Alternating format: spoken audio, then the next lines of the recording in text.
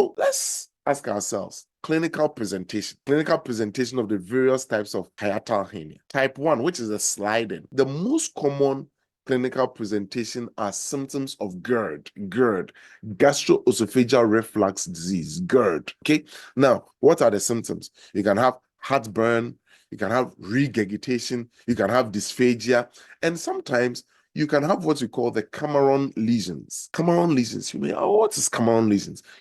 Cameron lesions are linear erosions which are inside the herniated stomach, and these can cause micro bleeding, little bleeding. And guess what? If there's micro bleeding, that can lead to chronic iron deficiency anemia. So Cameron lesions are related to type 1 hiatus hernia, and these can lead to chronic iron deficiency anemia because of the micro bleeding which goes on for a long time. Now, when it comes to the type 2 to type 4, which we call the paraesophageal hernias, these can be completely silent, and they can show up with vague symptoms like, you have a patient who has post-meal fullness. You also have a patient who has substernal or epigastric pain, pain up here. They may also have nausea, or they may be retching. It's tough for them, right?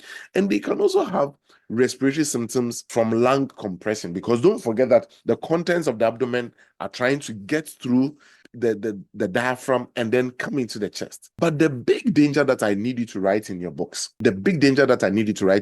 is what we call gastric volvulus, where there's twisting of the stomach that can lead to blood flow supply being cut, which we call ischemia, and then it can then lead to strangulation. If the patient develops gastric volvulus as a result of hiatus hernia, doctor, nurse, resident, practicing physician, please remember that this is an emergency. It's an emergency. Don't play with it. Now, let's talk about the diagnostic tools. So let's talk about how we actually confirm the diagnosis. So let's start with one diagnostic tool we should know: barium swallow.